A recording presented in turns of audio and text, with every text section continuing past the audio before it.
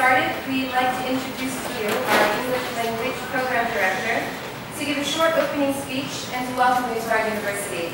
It's my pleasure to announce Ms. Didem Utalioğlu.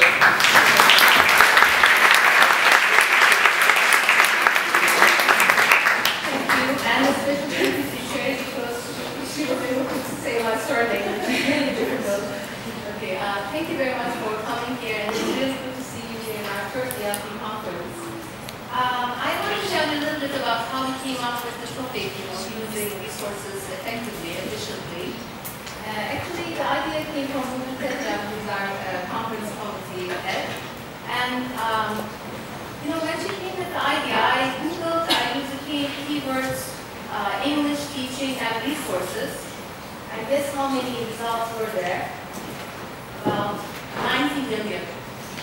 So, there's like this unlimited amount of resources everywhere. And does this really mean better teaching? So that was our question, basically. And when you look at this, this was only, the amount of web pages. We have so many other things in hand now.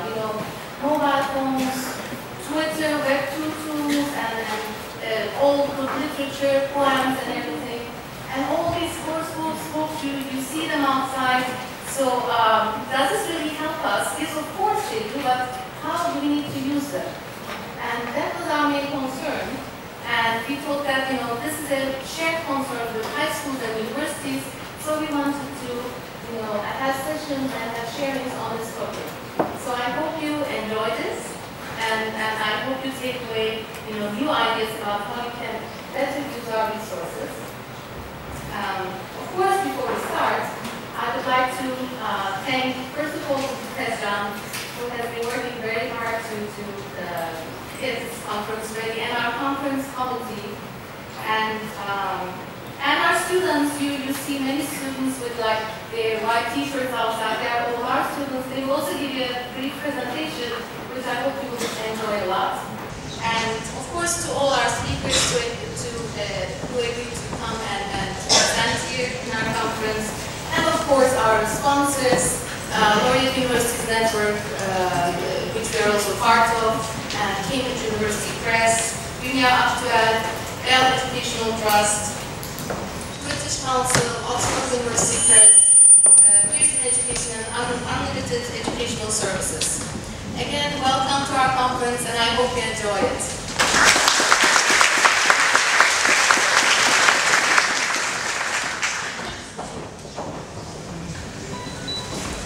And now I'd like to introduce Ms. Bridget Tezcan to give you some information about our conference and the flow of the day. She's our academic coordinator and conference chair, whose invaluable effort and hard work made this conference possible. Please welcome Ms. Bridget Tezcan.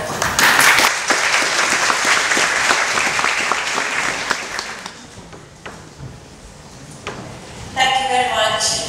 Good morning, first of all, and thank you for being with us today. I know you left your work beds to come to a day which is dedicated to make our learners better users of the English language. You're going to go to sessions, you're going to listen to talks, you're going to share ideas, and I hope this, at the end of the day, will give you lots of new ideas and be worthwhile. I want to thank everybody who helped me. Without their efforts, this conference would definitely wouldn't be materialized. 68 colleagues of mine from BBA English Language Department helped me, and 22 of our students took part in the organization of today. I would like to thank every one of them wholeheartedly.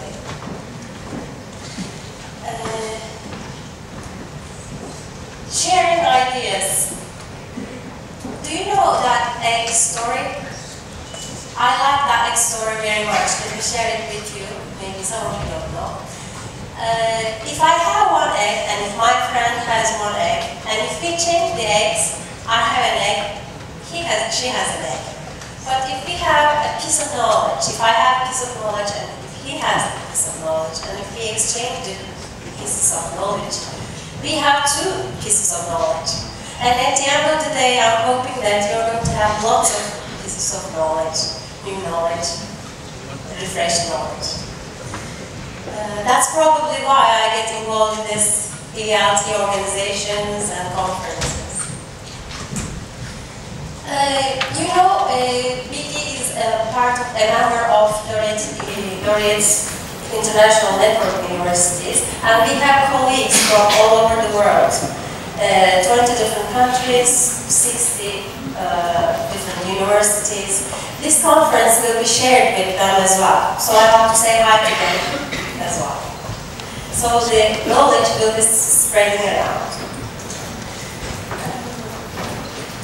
Now I will take about 4 or 5 minutes to give you some practical information and some information in general. First of all, our social media presence. Maybe you have noticed, if you're a Twitter user, please use this hashtag for every channel. And if you are a Facebook and a Twitter user, please use our accounts whenever you think it's appropriate. And this year we have a blog, and we posted all the abstracts of the sessions, talks, plenary speeches, all the workshops. So when you go today, when you go to the sessions, please make your comments simultaneously if you want. And after the conference, we are going to upload the presenters' PowerPoints, they let us do, and the summaries and the photographs. So the conference material will be reached to you. If you miss a workshop that you wanted to go, you will have a chance to take a look at that in your own time later on. Right. Okay. Name badges. Did you notice that there is a bit on giant size? But they're very functional. Please turn over. You see the whole program of the day there, the names of the workshops and everything. Also, at the back of your booklets, we have the same program. And if this is not enough, we have it right in the middle of the program as well. So, please, I know we couldn't start on time, but we will make sure that the rest of the day goes smoothly, and you help us with this, what means of all these programs around. I don't know whether you have already taken your session tickets, but you will be admitted to the sessions with the tickets. Please make sure you get your tickets if you haven't done so. They are in floor Z.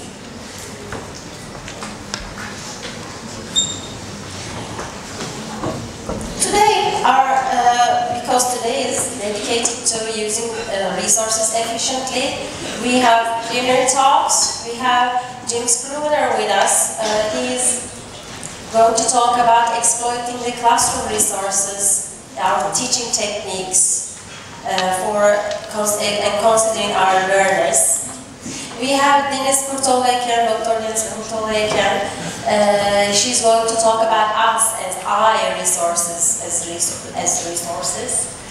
And we have Professor MacCarthy, who is going to be talking about corpus-based studies. But I have a story about Mr. MacCarthy. You know, I have been after him for the last couple of years.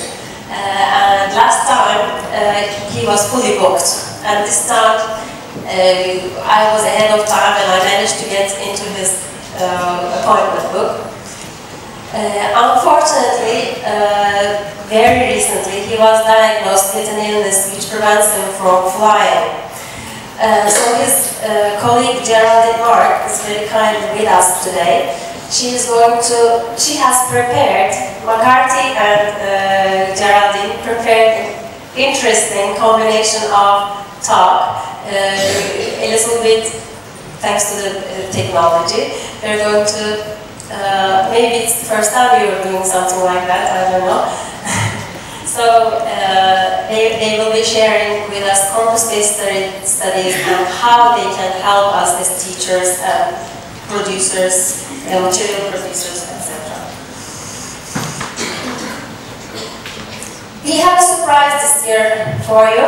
This is, Dina mentioned, a group of students. In fact, we got this idea from the last year's really wonderful conference that happened in Sabancı University, our sister language program. When I saw those students giving the presentation, it was one of the most memorable moments for me. So they are going to look at the theme from their perspective, and they are going to tell us, teachers, what they benefit from most. I'm really looking forward to hearing them.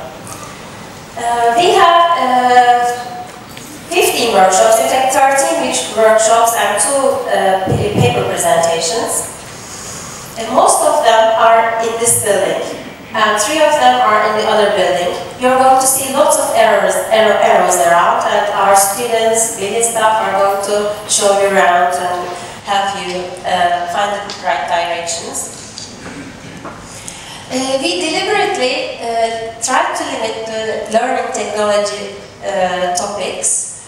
We left that to the conference which is going to happen 2 weeks from now at Yeditepe University, IHFL event, Teacher Development and Learning Technologies.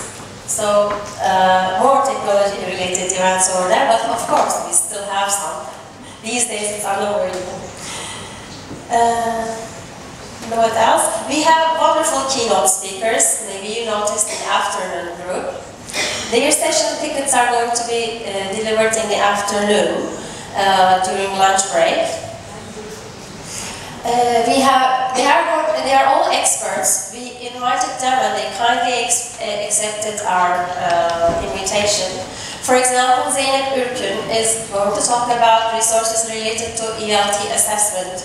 Christina is going to talk about e-learning platforms. Eric is going to talk about mobile phones and how they can be our friends as resources in class. Professor Tekuniş is going to talk about learner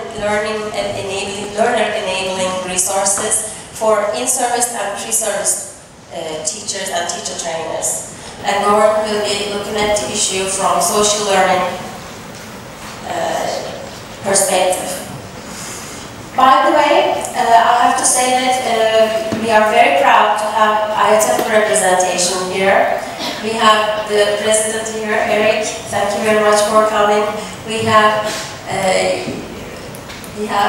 right now we don't have Zeynep, but Zeynep is the executive. Oh, here, I'm sorry. Zeynep is the executive member of IHF board, and we have Mirsad Tekuniş as the coordinator of teacher training and education special interest group, and Gordon from Young Learners Special Interest Group. How about you? How many IHF people here? Well, if you aren't, I strongly recommend you to become one. And by the way, I forgot to ask, you know, we are trying to bring together high school teachers and university prep teachers. We think that we have lots to learn from one another. Can I see high school, people from high schools? Not many, huh? Universities? Ooh, all right. Well, this year we have fewer high schools. Maybe they are going to come later. And finally, our conference is going to end with a cocktail, food and drink, live music, certificates, raffle. We are going to chill out then. And I really hope that you enjoy the day and bring back lots of memories, lots of ideas, and huge smiles on your faces. Enjoy the day.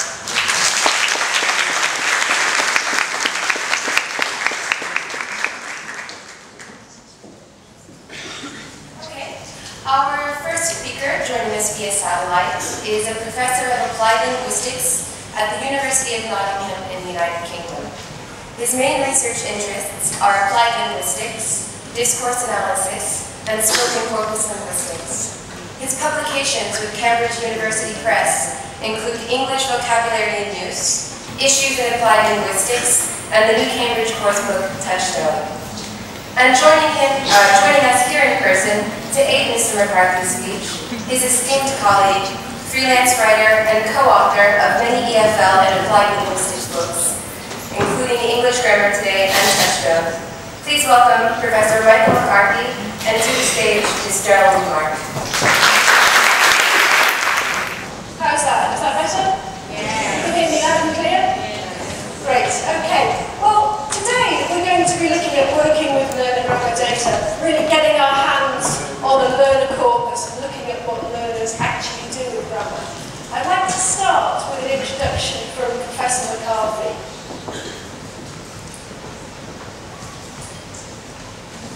Hello everybody, my name is Michael MacCarthy.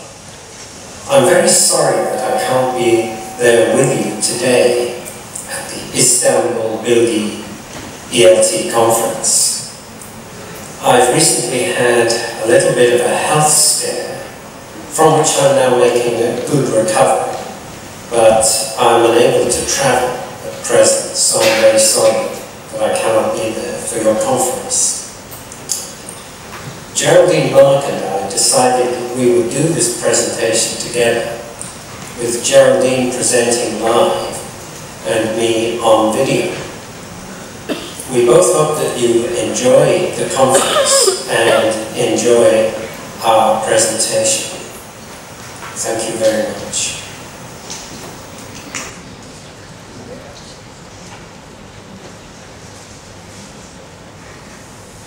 I'd like to just go through with you some of the questions that we are asking and that we hope we can answer during this presentation.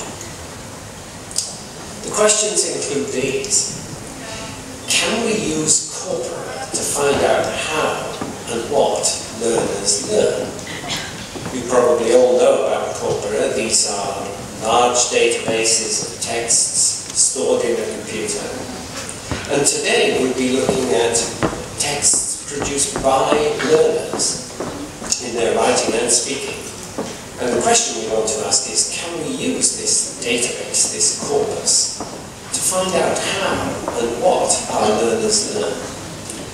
The second question we want to answer is, can corpora, whether they be of native speakers or learners, help us in the setting of standards? So if standards are important, how do we establish them?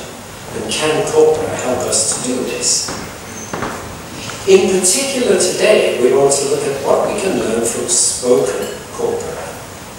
For many years we've had evidence of learners writing, but what about speaking?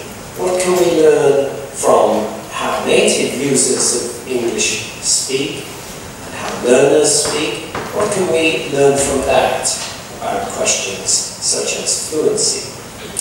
And if we can learn something about fluency, can we help to improve our learners' fluency based on what we can learn from our investigation of spoken corpora? So these are some of the questions that we now hope we can answer.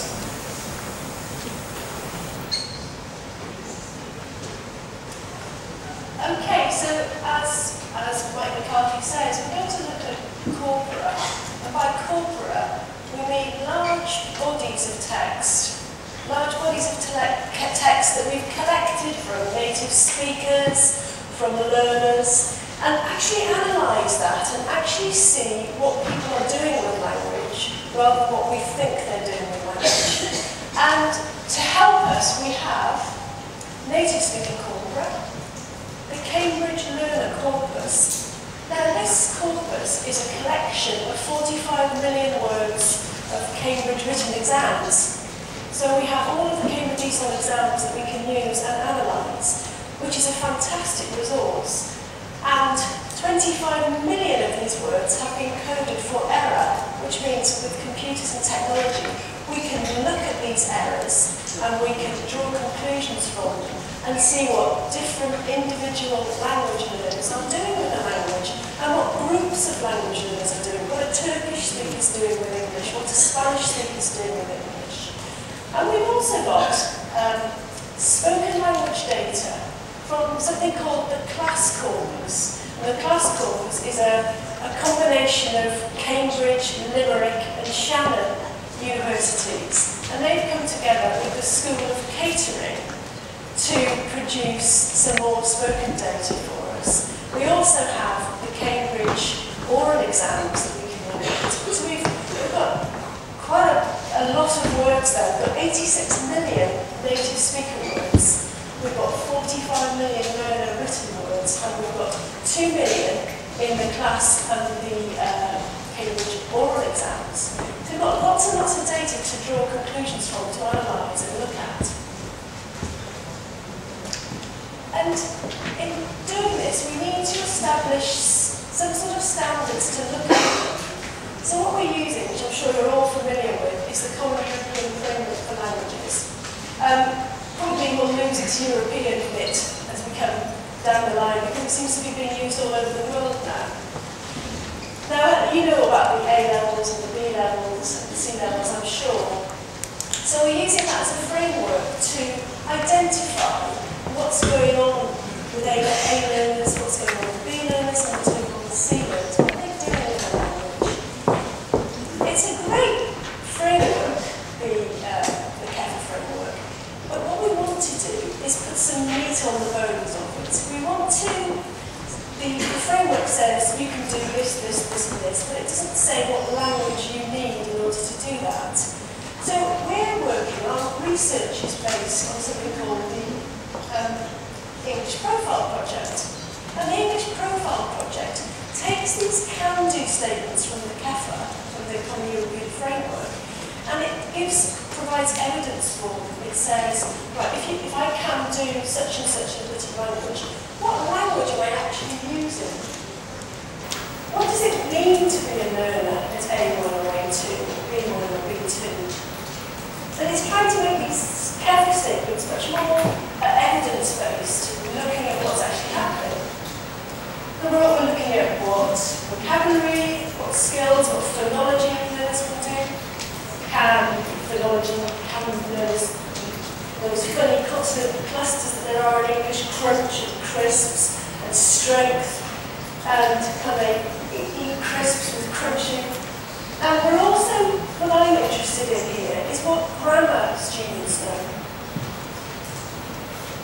So, the English Profile Project is something that you can all take a look at and you can all become involved in if you want to do. This is the web page. It's www.englishprofile.org. And there you'll find all sorts of information about what's happening with the grammar profile and the vocabulary profile.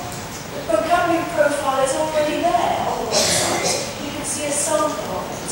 So you can click on a word, for example here, live, and you can see how it's being used at each level, the CEFA levels.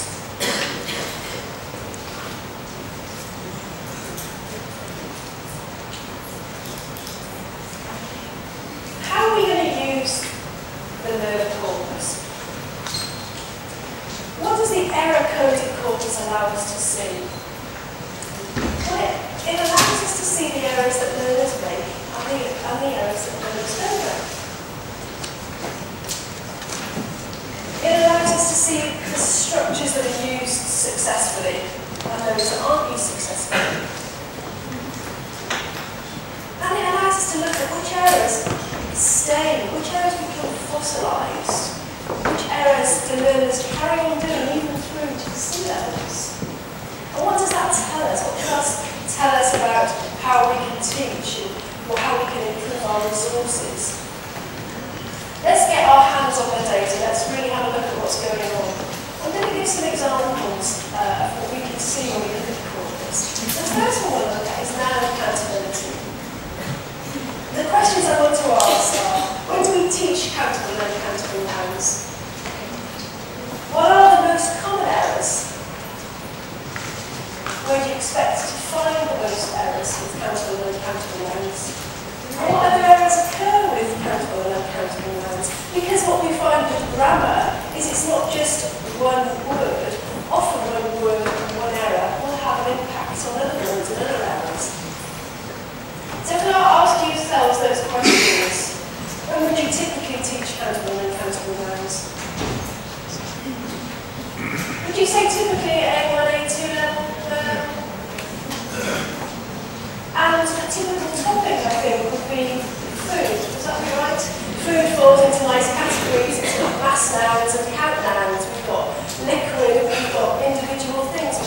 apples, and we've got fruit. So it falls quite nicely into the accountability categories.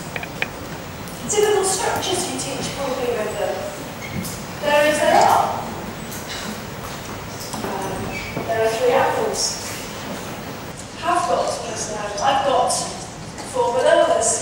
I mean, this doesn't seem terribly real, perhaps. We often teach some, any, much, and many with countable nouns. What happens though? What are the most common errors with countable and uncountable nouns? Does that ring true? We see informations and advice there persisting all the way through. Informations, advices. We see it at the sea levels as well. We're able to see this in the Verba data. We're able to search on a noun error and see where the errors are occurring. And we see more errors creeping in as we go up the levels. And even more as we go into the sea levels. And what's interesting about this, to me, is that none of them have anything to do with food. None of them have anything to do with the contexts that perhaps we teach them in. So perhaps we really need to rethink about where we teach countable nouns. Where do the most errors occur? I think, predictably, we might have said that we might have predicted that they occur low down. But what we're actually finding is that the errors of accountability, even for simple words, like information is very common words, are still occurring at B2 and C1 levels. They're actually there all the way through, they're becoming fossilised. Let's have a look for Turkish. These are the most common unaccountable noun errors for Turkish. Again, informations and advices are at the top. What happens when we look at an individual example with these uncountable nouns? There are a lot of informations which I don't understand. So you can see there that not only we've got an error with the noun, but it obviously also has an impact on the verb, because these things are all connected. And that's an B2 error. And here we have a C2 error as well. It was fascinating to see all those different diamond jewelleries. Or, we've got an error there with the determiner, because we've got a plural noun. So not only do we have this one error in the unaccountability, but we've also got it in the determiner. So what does this mean for us? Some errors become fossilised, so we need to constantly recycle things, and perhaps recycle things in different contexts. So at the higher levels, recycling accountability with these very common words like informations, advices, which are getting wrong, so information, advice, stuff. So even students at C levels need to work on uncountable nouns. Let's have a look at a couple of other things, other features of grammar. And when we're defining the English profile and what it means to know a bit of grammar at a certain level, what we need to do is look at an overall view of what students are doing with it. And I'll take an example here of what happens as we move through the levels. We find that the grammar of students is becoming increasingly lexico-grammatical, so that the words and the grammar are so bound up together that it's very difficult to separate them. And as vocabulary increases, so does grammatical error, because you've got more words to be having to deal with. So in a way, error at B levels is a good thing, because students are showing that they're attempting the language, they're trying it out, using it, and by using it, for some things, those errors start to disappear. For other things, the errors become fossilised. I'm going to look at 2 examples. One's enough, and the other one is possessive pronouns. Because I want to look at also the difference between when we teach something and when it's actually used. There's like an input and output lag, the space that there is between teaching and using. So let's start off with enough. I looked at the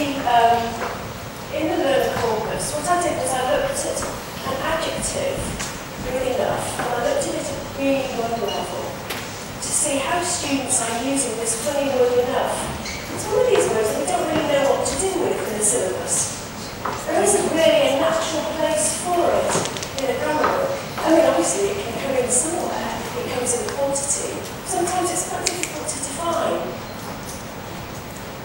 These are the most common uses of enough, quite typically. Old enough, big enough, good enough, large enough, all enough, responsible enough, brave enough. Oh wow, I can even sound. How well are the students at B1 level using enough? Old enough and big enough, those top two, let's have a look at how well they're using them.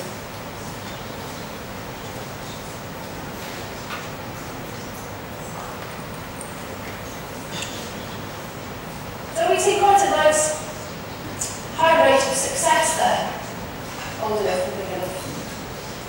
Maybe your parents think that you aren't old enough to go on holiday alone. So if I were you, I'd try to explain to my parents that I'm old enough to go on a trip with friends. My bed's too small and my cupboard isn't big enough to put all my shirts and trousers into. I moved to a new home because my mother is going to have a baby and our previous home wasn't big enough. Now I must say here one thing that we're using exam data, and some of the exam data will generate certain types of language. So when we're assigning, obviously this one, the first two are from somebody being asked about going on holiday on their own. We have to be careful when we're looking at the data to think about whether or not the exam task is giving us certain results. We see successful use with old and big enough. Let's have a look at good enough. Is it good enough? I knew that your computer skills were good enough for the job. The standard room is good enough. I decided to join 3 lessons each week because my English grammar is not good enough. What about this one? I think that your English skills are enough good and you can manage. We've got enough evidence here to say that we've got a reasonably good use of enough with big, old and good. When we get to the less frequent words, responsible and comfortable enough, we see a very different picture at the same level.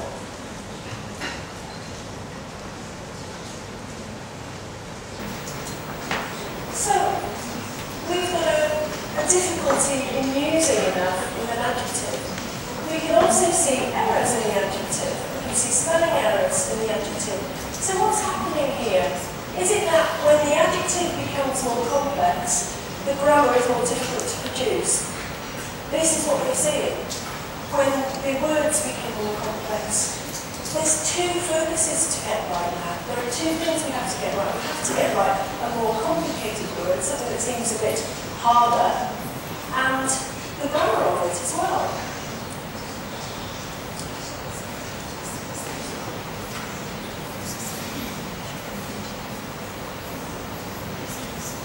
Let's have a look at what happens when we teach something and when students actually learn it and start producing it. We're calling this an input, output lab. And I'm going to give an example here with possessive pronouns. Possessive pronouns being those words like mine, yours, his, theirs, ours. Not possessive determiners being mine, your, etc., etc. So, students get this information in. They are taught it. And then what happens? When do they actually use it? When do they output it? Let's have a look at what the syllabus is saying. Now, the way stage syllabus, A2 of the Common European Framework, that shows possessive pronouns being taught all together. Mine, yours, his, hers, ours, theirs. The same thing with cat, the cat member of the Cambridge exams. We're seeing these possessive pronouns being taught with subject and object, and the expectation of the exam is that they will be used correctly at that level. What actually happens? I had a look at all the possessive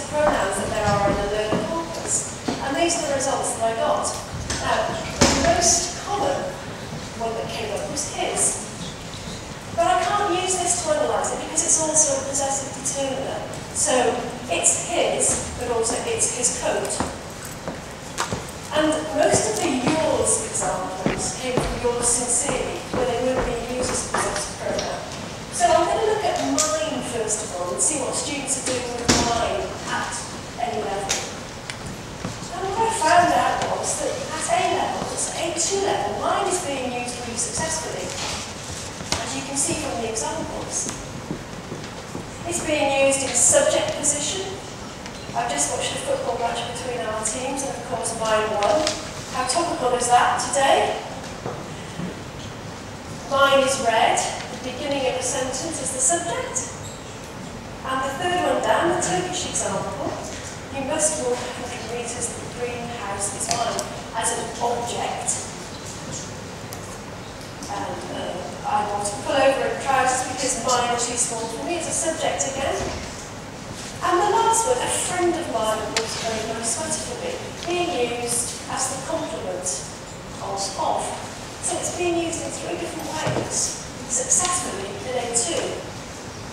What happens though? Does that mean that all of these words, all of these possessive pronouns are all being used successfully at this level? Do we assume that? Because after all, we teach them all together. We wouldn't teach the days of the week and not include Tuesday. Or we wouldn't include, for example, we wouldn't teach colours and not include yellow. Even though these are much less frequent. So we teach everything together. Does that necessarily mean that all of these things are learnt at the same time? Well, here's a graph for theirs. The red bit of the graph shows the errors with theirs, and the green bit shows the success rate with theirs. So what can we see? We can see here that actually it's not until C2 level that in the data that we're looking at, in the exam data, that students are actually using theirs successfully. I wouldn't have predicted that first of all without looking at the data. I would have thought that most of these possessive pronouns are being used more or less in the same way. Not until, or at least, B1 and B2 levels started to be used successfully. But we're not finding that with all of them. We're finding that at C2 level, students are starting to use theirs successfully. Let's have a look at some examples. Perhaps 2 is a friend of them. So them is being used instead of theirs. And that's at D2. And that's C1. Through pottery, they have also studied theirs relations with the first Spanish men in Argentina. So theirs, the possessive pronoun, is being used where it should be a possessive determiner. Maybe that's the problem. Maybe it's really difficult with these theirs and ours and yours because they've got a plurality about them.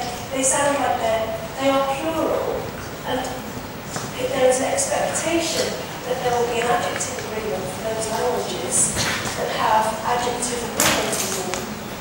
So we have to look carefully at the first languages as well. So you can see here that we have all sorts of analysis that we can draw out of the data to give us evidence of what students are using.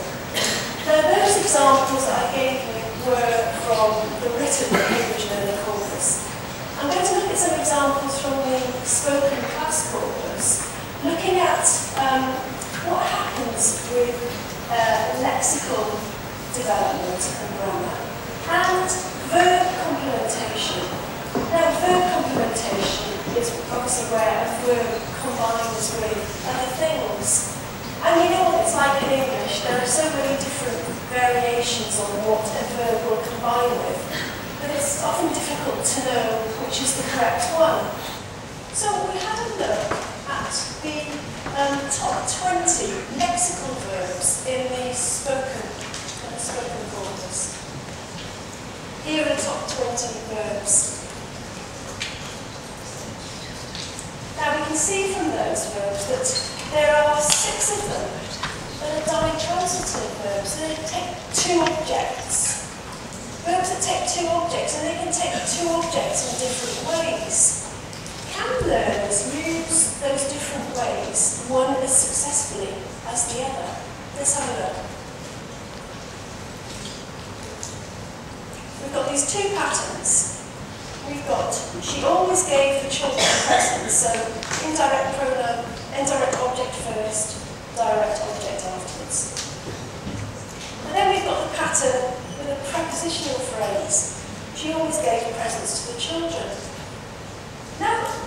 the same with them, aren't they? But can learners do them equally well? Let's have a look at what the data shows.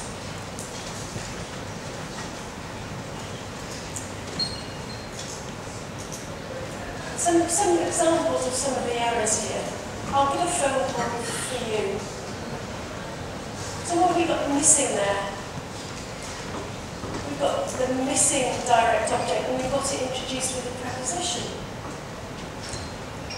Maybe you can keep my work and you can give to me the next day. Again, we've got the direct object is missing. Prepositional phrase is working. At C2 as well, she picked them up. Sometimes they were too heavy for her, and she gave to her father to carry. What did she give to her father to carry? We're missing it. So you can see here that even at A2 level and at C2 level, we've got similar errors happening. We've got more complex language, but a similar error. Now these blue lines here are showing the errors with a missing direct object. So where, like the examples we saw, the direct object is missing. What happens with the prepositional phrases?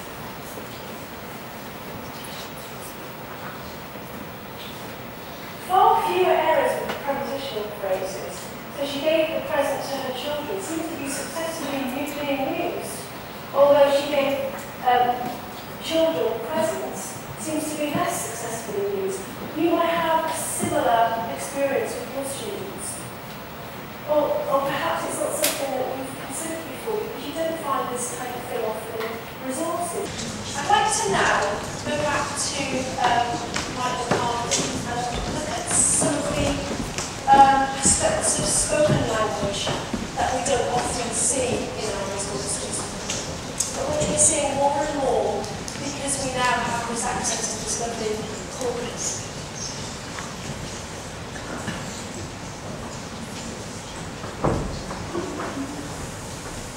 The next thing we want to look at in this presentation is the question of fluency, because fluency is usually one of those aspects of standards that we expect to see in examinations and systems of assessment. Fluency is something we believe that we can measure in some way. We can talk about students being more or less fluent. But it's interesting to ask some of the questions as to what fluency is. How do we measure it? Based on what we know about fluency, the question we want to ask now is, can we improve it? So the first point to look at here is based on what we know about fluency from research that has already been done into fluency. How do our students compare with what we know to be fluent communication? The related question to that first question is, what linguistic repertoire do learners need to be able to control in order to be heard, to be perceived as fluent? By linguistic repertoire here, I mean what actual language forms, what words, what phrases, what kinds of language do students need to know in order to be heard as communicating fluently, to be heard as fluent speakers of English. And if we can answer that question, can we foster, can we encourage fluency among learners from an early stage by teaching that repertoire of language items? In other words, if we can establish what the language is that we need to be able to control so that we can be fluent, how can we teach that? At what stage can we teach it? Can we teach it at an early stage so that learners can build up fluency and become fluent quite early in their learning career?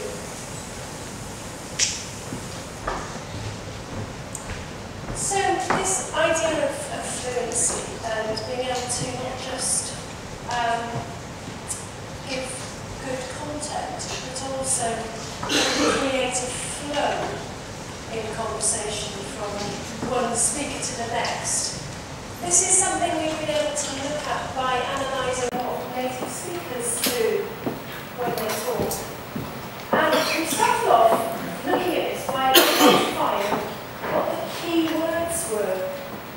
Now, key words, as it says here, they're ones that are significantly frequent. They're not the most frequent words, they're the ones that are significantly the most frequent. So, for example, if we wanted to identify what were significant words for business English, it might be things like negotiating phrases or meeting, those kind of words. Things that will be identifiable as that kind of type of genre. Similarly, with academic English, we could identify what are the words that are the fingerprints for academic English, if you like. So we've done the same with spoken English. We've identified what are the most significantly frequent words in the native speaker corpus for conversation. Now, we've got a sample here of the top 50. These are the words that actually are the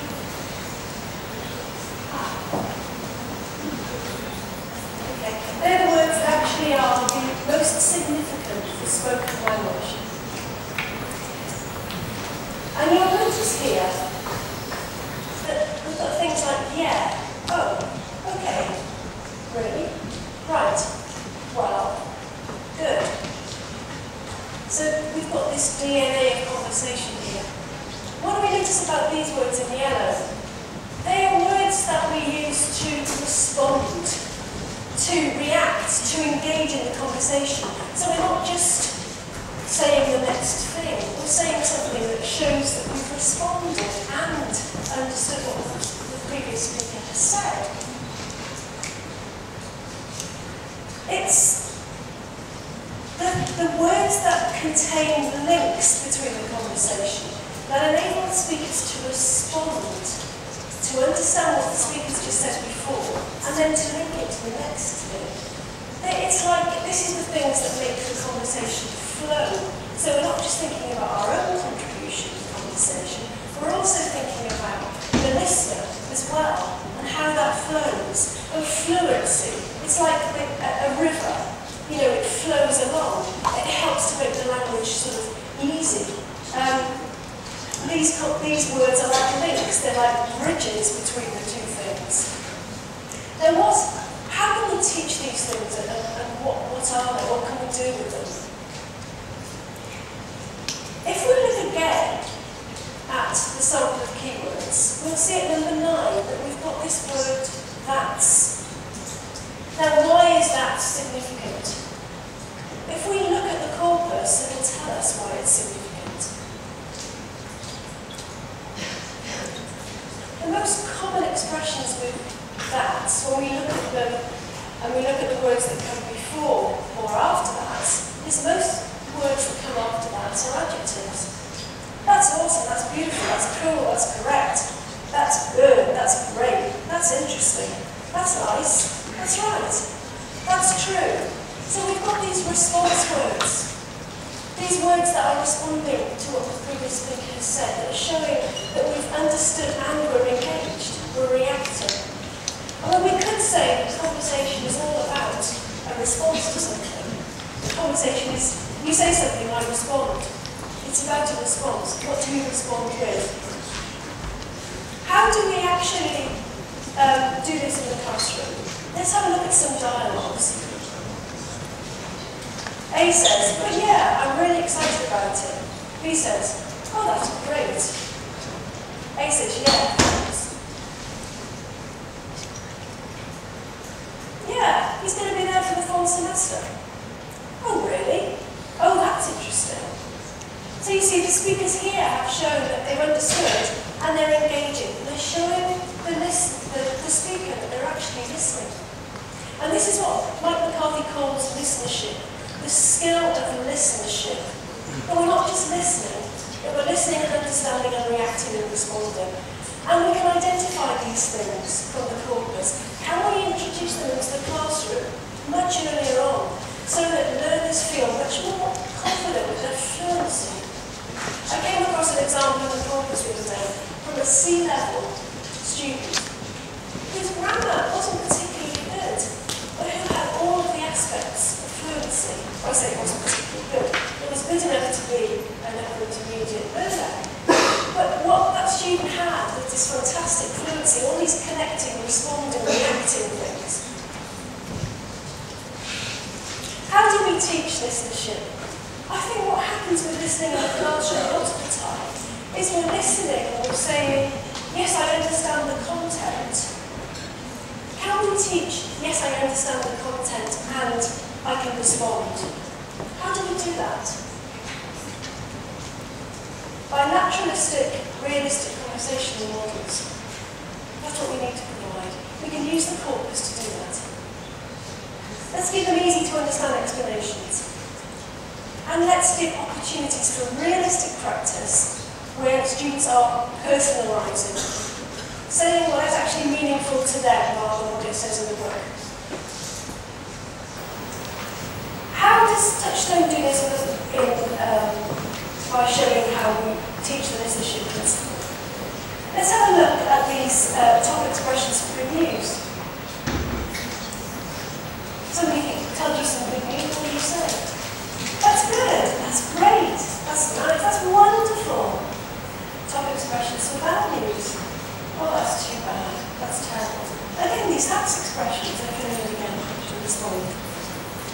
And then we can go on and we can do some practice with that, we can do some listening, and then give some real responses.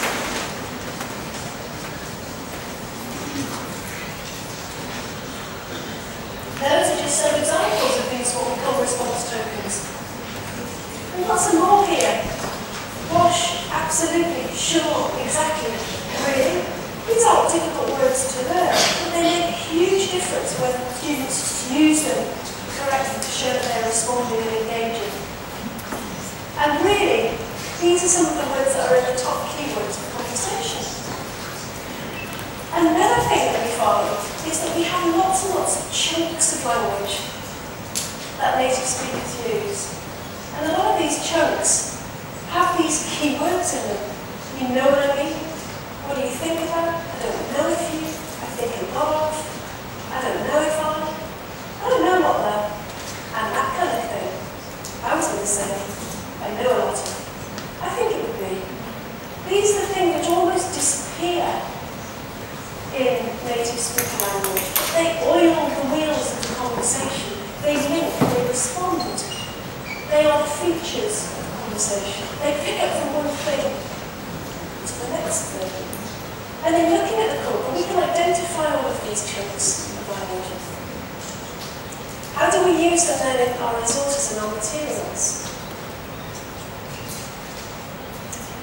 We show in the materials, we have examples like and so on and so forth, etc., so on. And we can look at what are the most frequent types of these phrases. So refrains that actually in conversation, and things like that sort of thing, and that kind of thing, are the most frequent in spoken conversation. And we can see that in written texts, and so on and so forth, etc., are the most common in written. So these are the things that we can see in the corpus. So what are these examples of items that contribute to this conversation of fluency? Let's have a summary of them. We've got these markers like, well, right, I mean, you know, okay, anyway, so, that kind of thing. And we're starting to see these more and more being used in our materials. And this is the kind of things which is going to develop that spoken fluency. These response tokens and these term linkers. Good, great, sure, absolutely, really. They're examples of small words, what we call these small words, which we hardly notice, but which are very frequent. Let's just take one more example of these before we finish. the word actually.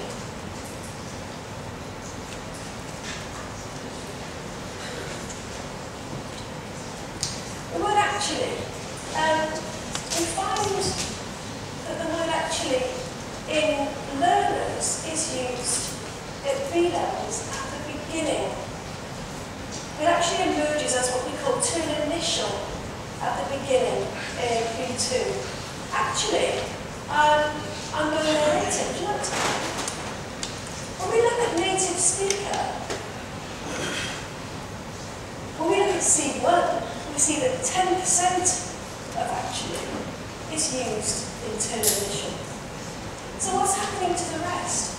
Where are the rest of those actuallys being used as a discourse mark?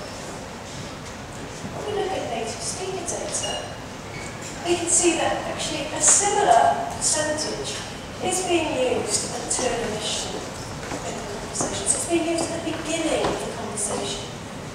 What we're finding that is a native speaker language actually is used at the end, actually. And in learner language, when it starts, it's used at the beginning. So not only can we look at what students are using and what native speakers are using, but we can also see where they're being used. Let's have a look at an example.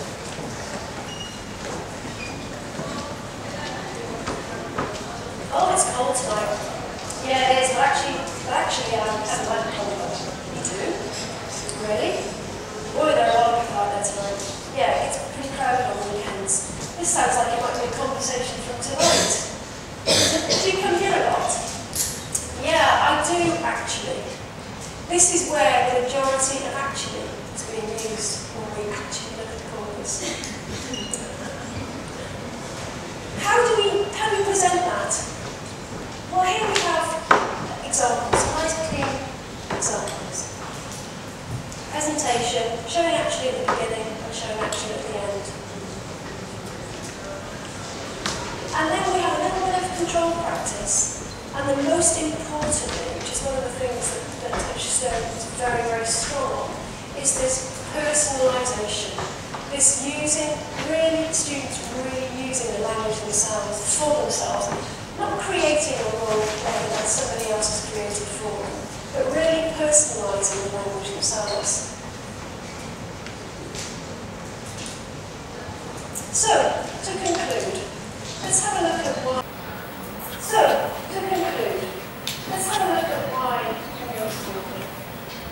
It enables us to see how language is really used, not how we think it's used, but how it really is used. It allows us to look at the emergence of errors. It allows us to look at where these persistent errors are, where the errors aren't, what students can do successfully, and what they can't do successfully. It will become more and more interesting as we start to look at individual languages and what individual languages are doing. And in the English profile, we'll be able to build this in. You'll be able to go online and say, what do Turkish speakers do? B1, diploma. It allows us to do this, to benchmark this progress, to say, at these levels, students do this to the present simple at A level. But when they get to B2, they're doing this, which is much more complex. So we're actually identifying the fact that as a student and a teacher, we're not saying, right, I've done the present simple, or I've done the past simple, but we're saying, this is the aspect of the present simple and the past simple that this learner can do at this level. And we can show an incremental increase in what learners can do with structures. It shows us developing grammatical and lexical competency. Most importantly, we hope, with the spoken language, we hope it gives us takeaway value, it gives us an immediate connection with the real world and showing what's actually happening with language rather than this sort of small environment, which is the classroom. We're able to bring the outside world into the classroom and give it realistic, meaningful language. And hopefully, if that's the case, then the motivational value for the students, which is the most important thing for them, becomes higher. I I'd just like to go back to Mike MacCarthy to finish up. I hope you've enjoyed the talk.